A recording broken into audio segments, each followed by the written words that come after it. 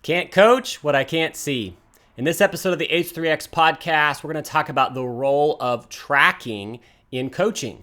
How do you track effectively? How do you get the numbers and the qualitative data that you need to be able to be an effective coach? And then how do you use that once you've got it? So it's going to be a helpful episode to connect the idea of tracking with how you actually use that information in coaching. That's coming up. Hey there, guys. Welcome back to the H3X Podcast, where we explore the head, the heart, and the hands of the multiplying church and her leaders. And together with your host, Dave Miller, we're diving into these topics. And especially, we've been looking at the topics of the 5 T's, which you can go back to earlier this year and find that series on YouTube, on your podcast platform of choice, and listen or watch those episodes to kind of get a grid for the role of coordinating strategy of what's called a strategy coordinator. And we've been kind of walking our way through some of these T's, the 5 T's of coordinating strategy. And in recent episodes, looking at specifically the role of tracking. And then we've also looked at teaming and target recently as well. So in this episode, I want to look at the role of tracking, but from the lens of what does this look like to do this from a place of coaching effectively. Now, if you look at some of the information that we have around some global stats around unreached people groups and what the state of the task is, quote unquote, you can find a lot of data out there. Now, one of the challenges with having that data is that you have to ask yourself as you're looking at the data, who does this data benefit? Because we're never going to get completely clean stats that don't have any sort of human emotion or it doesn't influence humans as we're tracking this information. And so what do I mean by that? Well, missions orgs need to perpetuate their own existence. And so this is kind of maybe this is pessimistic in how I'm thinking about this, but it really is true that the data that we have is influenced by those that are gathering that data.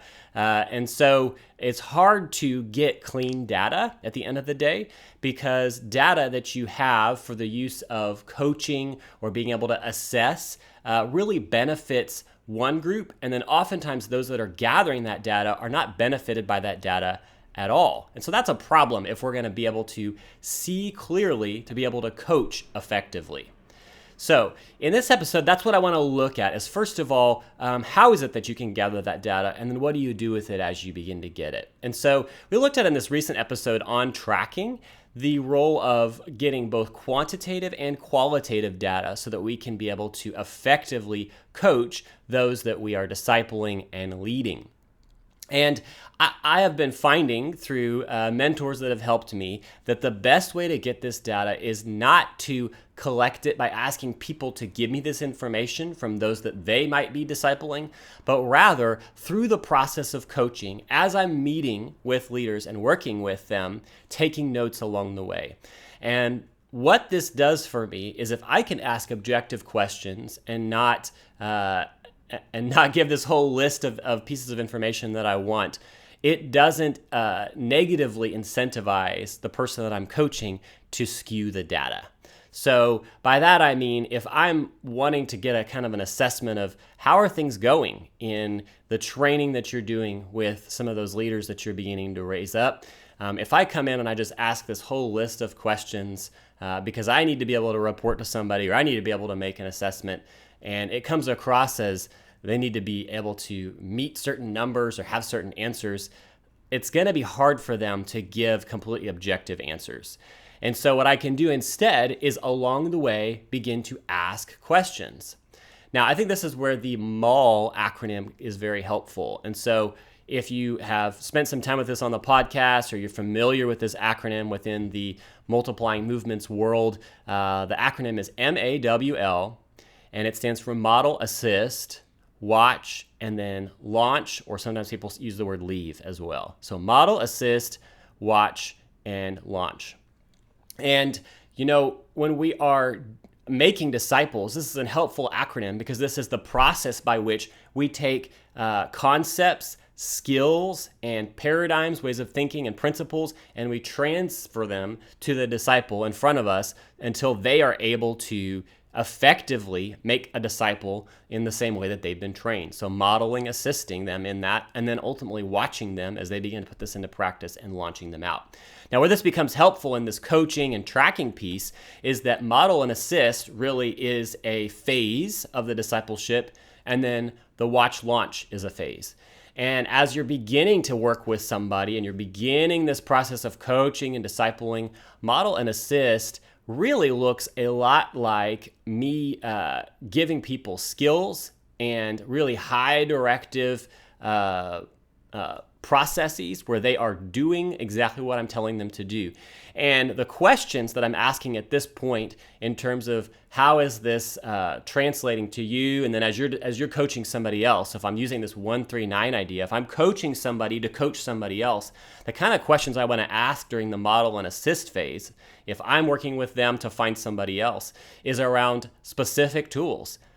Can they train back? The 411 is a tool that we've used a lot in North America. Could they train me in how to use the 3/3? Or could they lead me in a discovery Bible study? Maybe you're familiar with some of these different tools.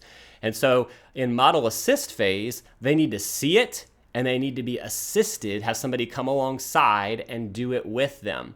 And the goal here is competency and confidence in the tool itself. So the questions that I'm asking around this are really specifically around this idea of can they reproduce the tool that they've been trained in?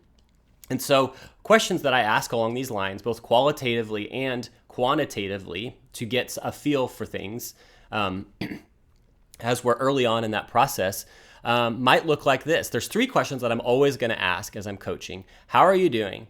What's God saying to you, and how are you responding to that? And then how are the 1-3-9 doing?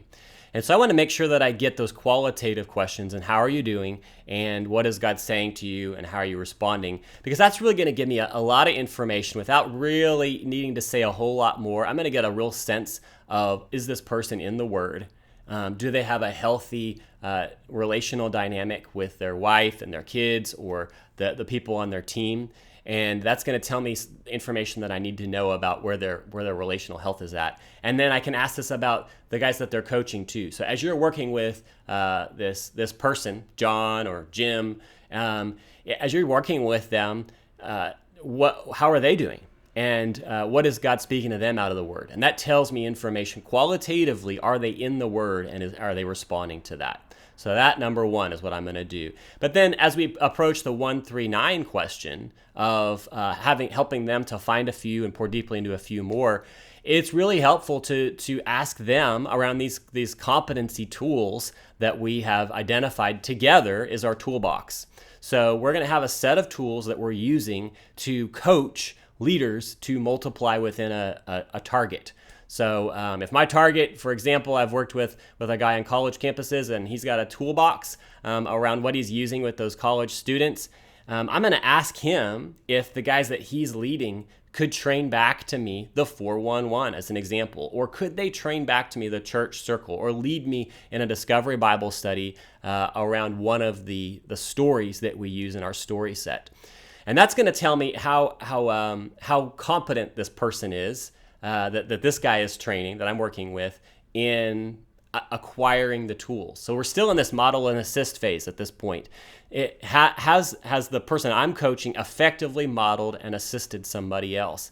And so the way that we're measuring that is primarily in their ability to reproduce tools at this point. Now, that happens pretty quickly. Usually the model and assist phase is a few months. And so as we're working with a new disciple, we're kind of finding out, are they going to be faithful? Are they going to work through this and make space in their schedule, be available, be teachable, and begin to try to reproduce this? And if they show that, we're going to find that out in the first 3 months with that model and assist phase with the tools that they're learning. Now, this is pretty quickly going to go to the watch phase. And what's helpful to know about the MAL acronym, Model, Assist, Watch, Launch, is the watch phase is the longest of those 4 phases. Now, the reason is they've acquired these skills, they've begun to learn some of the vision, but the watch phase is where they're going out to put this into practice on their own, and they're learning that it's a lot harder than they thought it was. And so this phase of coaching, the data that we need and the role of that person coaching, it changes. because now we still need to be making sure that the DNA of the tools are being passed along and that that's being done well. But now the question is, in this watch phase, is this disciple that we're working with, are they effectively still connected with the vision? And do they have the support that they need? And so as they move from the skill acquisition to application of this, the questions that I'm asking as I'm coaching somebody are going to be more around where are you stuck? Where are you finding challenges? And where are you feeling disappointed or frustrated? Or where are you reverting back to what you already knew? And so one of the temptations when we hit that watch phase is to revert back to what's easy, because as we're learning to apply the new skill, we find that it's harder than we thought. Think about riding a bicycle. Once you hit that point where dad's not holding on to the back of the bike anymore and you're off and trying it on your own, you're going to fall down. You're going to get hurt, and things are not going to go as easily and quickly as you might have thought they would. And now what you need is somebody to continue to encourage you, to cast vision for you can do this, you can ride this bike. Remember why you wanted to do this. Remember the goal that we're striving towards. Do you remember that skill? Let's practice that skill again. Those kinds of things, so that person doesn't revert back to like, I don't want to even learn the bike. This is too hard. It was easier. I already know how to walk. I'm just going to go back to walking, for example. So at this point, the questions that I'm asking to get the data to coach into become around that. So what's the next step in vision casting to the person that I'm working with? And what's their next step in the person that they're working with to effectively vision cast? So this might be using head, heart, and hands. This person might need some stories, some heart stories, to hear that other people are doing this. I'm coaching around some of those qualitative pieces to understand, what does this person need to be effective? And then if they're not actually multiplying what they're learning into somebody else, then my questions are kind of around the confidence and competence piece around those skills and tools. What have they seen enough of? And what have you worked with them in modeling and assisting? What do you need to go back and model and assist to them until they are actually reproducing this downstream to their disciples? So I hope that's helpful, because I think when we are coaching, we definitely need to be able to see clearly in order to coach clearly. And gathering that data usually is as simple as asking questions. And then that puts the responsibility on me, the coach or the mentor, to write down the information that I'm getting and keep track of it so that I can ask effective questions and get objective answers, so that when they're sharing with me what they're learning or what they're seeing, I'm taking notes and they don't feel like they're getting graded on what they're sharing. And it gives me a more clear picture of what to share along the way. So, I would encourage you, as I kind of wrap up this a little bit shorter podcast today on this topic of coaching through tracking, that questions are your best friend.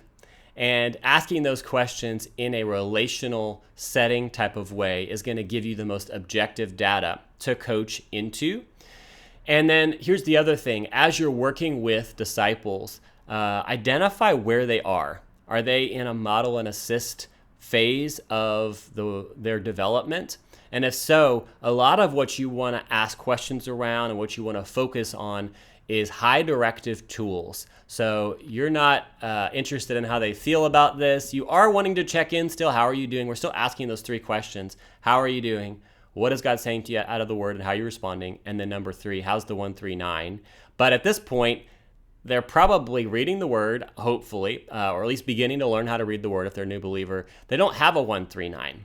They might have people that they're sharing with, but they don't have a 139. But that's beginning to kind of stir up to them a vision cast for getting the 139, and I don't have that, and who can I be sharing with? But at the beginning, in this model and assist phase, what I'm focusing on is a lot of reps around tools and just really building in the confidence that will come through the repetition and the competence that comes from that. And then as they begin to get that piece and they're sharing with others, and they might even have a few that they might say, I've been sharing with this person, I think they might be a disciple that I could pour into. Now my focus with them moves towards the watch phase, and I'm wanting to continue to vision cast to them and ask questions around their barriers to make sure that I have supported them well. And then I'm going to repeat this whole process and how I'm asking questions with them as they're beginning to find a few disciples. And if I'll do this with them, and then at the appropriate time begin to coach this video, the content of this video or this podcast episode that you're listening to with them, what that will begin to do for them is it'll train them to do the same with their 139.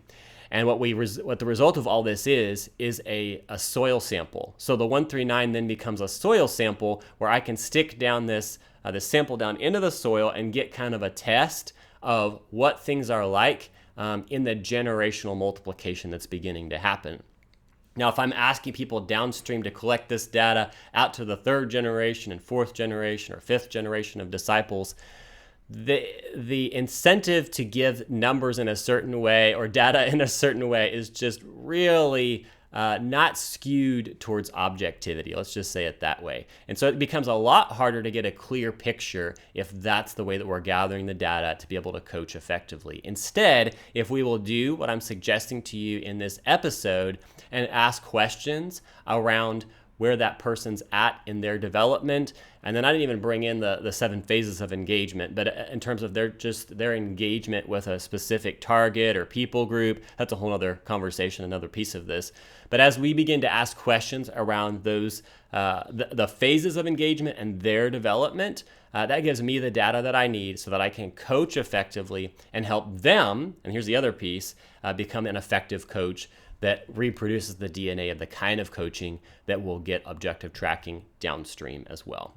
Hope that's helpful for you guys. You might want to go back and listen to this one a couple times to really catch it all. But I think if you will, this will really help your coaching to be more clear and more effective and bring in that tracking piece so that you're coaching with clarity into key gaps and needs with your disciples so that multiplies effectively downstream until there's no place left. See you guys.